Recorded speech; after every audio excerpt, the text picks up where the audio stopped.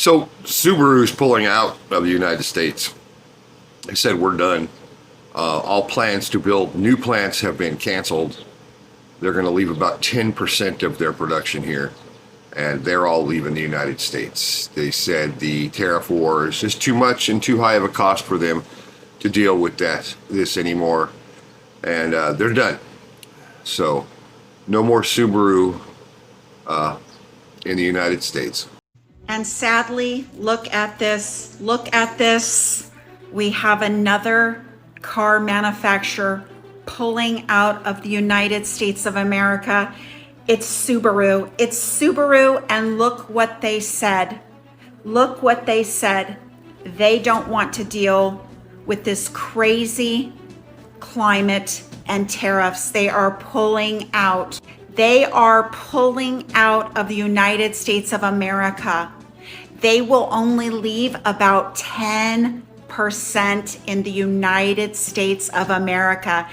And they were going to bring more into the US, and they said likely that is not going to happen. Trump's economy is devastating America. It's only 8 months. We are going to go bankrupt. We have ruined relationships that took us 249 years to build. I want you to remember that Republicans did that Trump supporters did that. So Subaru is pulling its manufacturing out of the United States because of tariffs. And before you guys say, well, that's not a big deal. Well, it kind of is, because it's thousands of American jobs. What you may or may not know is that Subaru has a factory, a manufacturing facility here in the United States where they build several cars, one of which is the Outback. Now, the vast majority of their sales is the Outback, and 24% of those sales go to Canada. Well, we produce the cars that go to Canada. So basically what they're saying is that we're going to end this. We're going to move manufacturing, because we already have facilities there, to Japan, because it makes more financial sense for us to do that versus trying to deal with these tariffs, which are all over the place at any given time. In addition to that, Subaru also said that they were going to start reducing their place in the US market and bring imports down to about 10%, which is going to cost, obviously, manufacturing jobs, service jobs, sales jobs, dealerships, all that kind of stuff. So kind of a big deal. Now, the last thing I'll share with you is that in addition to the Outback, Subaru was planning on starting manufacturing of the Forester in the US, and they've not commented on whether or not that's going to continue happening, but basically what's being alluded to is that we will probably lose the production of the Forester as well, and that might go back to Japan or Canada. As a lot of y'all know, I don't do a whole lot of content on the things that President Trump does, but when it comes to the cars, I said that I will continue keeping you guys updated on that, because I'm a car guy through and through, and that's important to me. Definitely make sure to hit that follow button if you don't already, and drop your thoughts about Subaru pulling out, moving manufacturing back to Japan over the 25% tariffs. So more bad news about the tariffs. More bad news, guys. Both of the Subaru manufacturing plants are moving to Japan. They're shutting down their operations in the United States and moving to Japan. They produce Subarus right here and made Subarus affordable to Americans.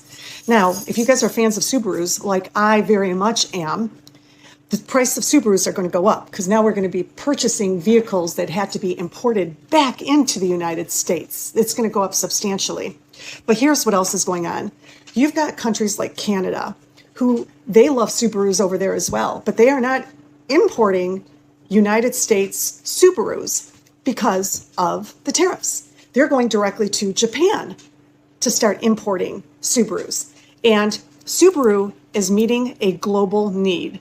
They're like saying, we see what's happening. People are cutting the United States out of the equation. We want to keep doing business and meet the global needs, so we're going back to Japan, because we can't be messing with this clown show in the administration. This is an interesting starting of video. So many people are insinuating that Subaru is leaving the United States of America. We have to be cautious on how we come to conclusion on this matter. While it might be true that they are pulling out of the United States of America, they're doing it so much gradual. It's not like all of a sudden they're shutting their factories in the USA. Some of the activities are being moved. Like you have to notice that Canada does not have any Subaru manufacturing plant. Most of it has been US reliant, but of course what has been happening lately with tariffs and just bad business environment, they are now trying to move away from it and trying to go to countries like Japan, which are much more conducive to manufacturing. This might be so much detrimental to the United States of America because of things like jobs and also taxes that are being paid that are injected into the economy. And this is now what is becoming becoming worrying to the people of the United States of America. But truth to it is that Subaru is gradually pulling out of the USA, not entirely, just as people are saying at the start of the video. We have to take that into caution. Hey guys, my name is Danny and I'm gonna be the host for today's show. Today we've got an interesting video and we're gonna talk about Subaru issue and how they're planning to leave the United States of America. We're gonna talk about the implications and how are the prices of Subaru going to fare in case they move to countries like Japan. All that we're gonna talk at the end of this video. But right now, let's continue listening to more opinions. They're going to build them here in the United States, in Fort Wayne, Indiana. Right? There's no way, right? And now, of course, with the $7,500 incentive gone, they were including that in the price, right? They were saying, well, you know, there'll be $27,000, but you get $7,500 off, so that's below $20,000. Well, that's not going to exist anymore. And interesting enough, the factory where they're going to build them used to be the R.R. Donnelly and Sons printing plant that put out J.C. Penney Sears catalogs and even Radio Shack catalogs, right? Catalogs that really, as far as I know, don't exist anymore. Maybe the slate truck will never exist. Maybe it will, or maybe it will fail at a short period of time. But there's no freaking way that they're going to be able to make a sub $20,000 pickup. And now they're saying, well, it'll be sub $30,000. Big difference between 20 and 30 grand, you know? Plus, it's an electric vehicle that people don't want anyway. Yeah, there's always a small amount of people that don't want to buy a small electric truck. Say, oh, look at my cute little electric truck. Oh, I go around town. Hardware store, blah, blah, blah, right? But as I predicted, there's no way they're going to sell this thing for under 20 grand. And now they're talking about what's going to be under 30 grand. Ha! Ha! Well, more and more of the supposed green energy stuff is falling apart. Shell has just abandoned their huge biofuel project in the Netherlands. They were going to make biofuel for jet planes, and as I talked about it years ago, it's just insanity. It was making it out of coconut, right? And then you find out that they need trillions of coconuts for all the fuel we're using jet planes, right? Well, British oil giant Shell said Wednesday they're abandoning the construction of Europe's largest biofuel plant in the Netherlands. They said it's weak market conditions. Now, this factory in Rotterdam was making biofuel for what they call SAF, Sustainable Aviation Fuel, and diesel from waste. So here's what they say, and I quote Mr. DeHaan Shell. As we evaluated market dynamics and the cost of completion, it became clear that the project would be insufficiently competitive. In other words, they're losing money on the deal and they don't want to lose any more money, right?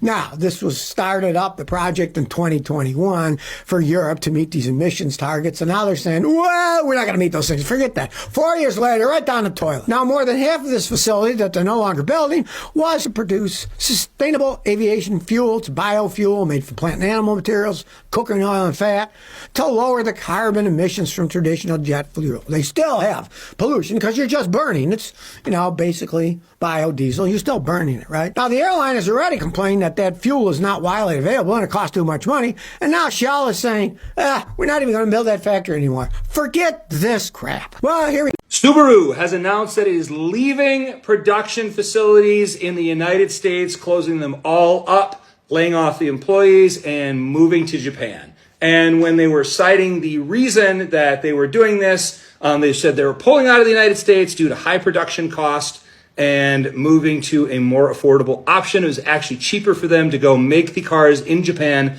and then ship them back to us and to Canada. So that is rough for the American. So I just saw that and I felt it in the depths of my Subi loving soul. You know, Forester is my dream car, so I went to check because if Subaru really built on the U.S., that's huge. I wouldn't blame them in this climate. Good news, it didn't. That claim is absolutely false. Here's the headline I think he was running with, dated September 19th, 2025. It says, Subaru legacy production officially ends after 36 years and 1.4 million built.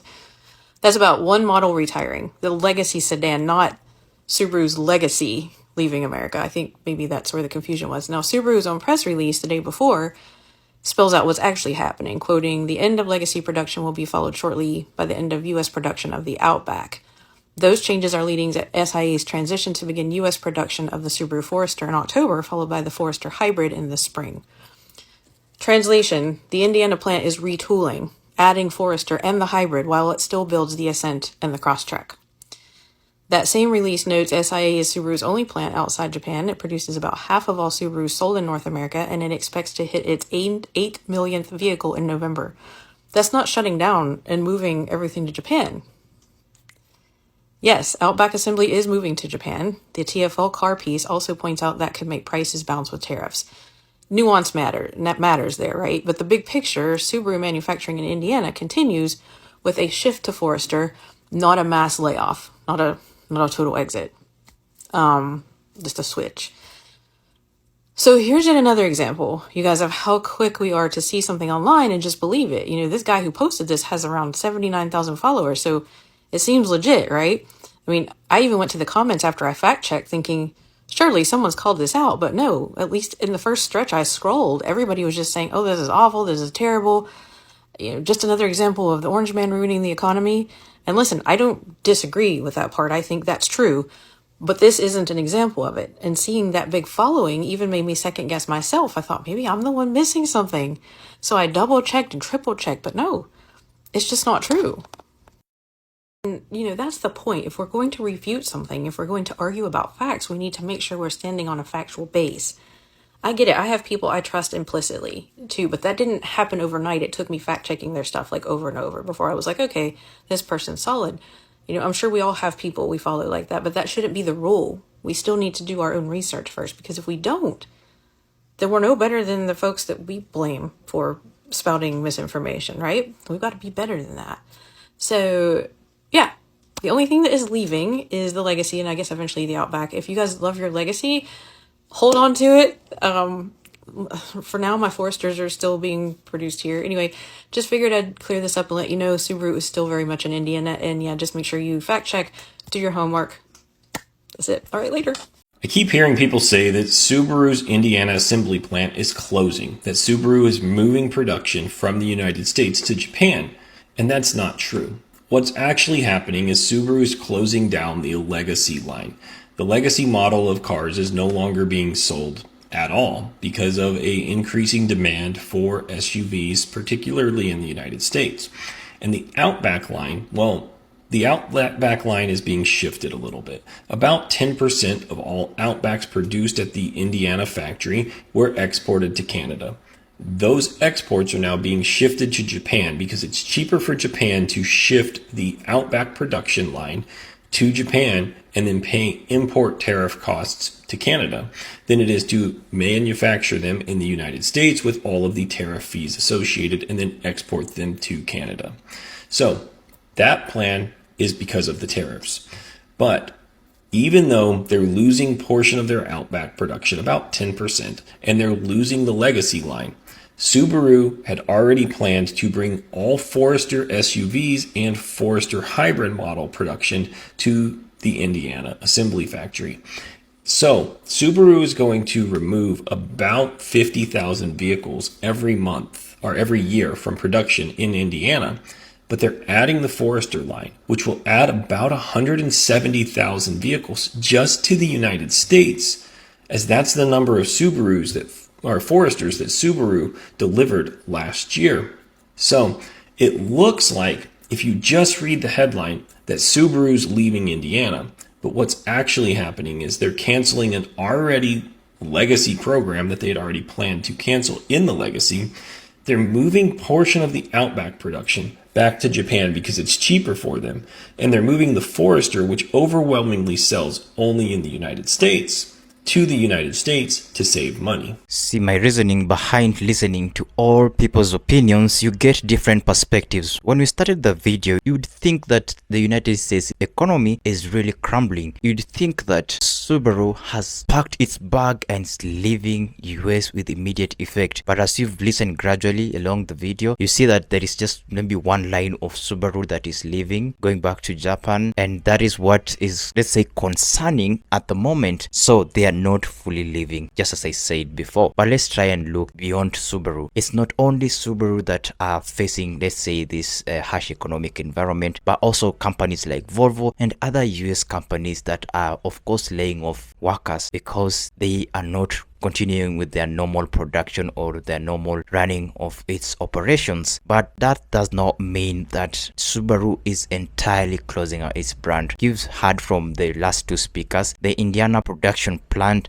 that usually produced vehicles that used to go to Canada, which is a big consumer of Subaru vehicles. That line is the one being transferred to a Japanese manufacturing plant, of which this is as a result of Canada's retaliatory tariff to the United States. You remember that 25% tariff that Canada imposed on USA, and also the USA that imposed 10%. Was it 10%? Let me just confirm it. No, 10% of the vehicles that were sold to Canada now be produced in Japan. That the one that I was saying. But according to the tariff figures, should be around 25%. Canada sees it like buying or importing vehicles from the United States is becoming so much expensive, hence the decline. If you've been following around, it's not only importation of vehicles, it has been other products as well, including tourism, which they were visiting Miami, Las Vegas, but now it has really declined. But tourism is gonna be another video which I'm gonna upload today, so stick around and just be ready for that video. When we import vehicles from Japan, and the relationship between these two countries, there is no tariffs involved in there, but between Canada and US, of course, there is tariffs and also retaliatory tariff in it. Subaru, having seen that, they feel like they are obligated to take one of those manufacturing lines to Japan so that when they import, it still doesn't hurt the company so much, even though it will become quite cheaper for them to import vehicles from the same company. But it's better to sell your stock than having your stock lay there without no buyer. Despite Subaru just having to transfer a line of its vehicles, also it's still an implication that things are not still working, because why are they transferring this production to the other country? It's a balance of probabilities. Some would say that it's just a change of line, but others would say that Subaru are reading in between the lines and they're feeling like the pressure is mounting on them, hence the need to cut on production costs and take it to where they can break even or even profit as well, while also trying to make their sole buyers be happy with their production line or with their products. There is no need to stick on maybe say a near country to import from just because, but you are suffering or your sole buyers are paying extra. You people might have your own opinions for how you see the different perspective of how you see this whole thing. Do you think Subaru might leave the United States of America entirely? Do you think the Indiana plant is gonna close gradually, or do you think this is just a dream and Subaru will continue existing in the United States of America? Let's share our opinions in the comment section down there below. I'll be really eager because your thoughts will be really insightful while also giving a different perspective to this matter. Please don't be shy to share it. Don't forget to go and check the creators that are featured in this video. Their usernames have been embedded in the stitched video. As always, go to their TikToks, follow, like. For this video today here, make sure you smash a huge thumbs up button, consider subscribing, turn on post notifications so that you may not miss my next upload. Danny over here, signing out. Peace.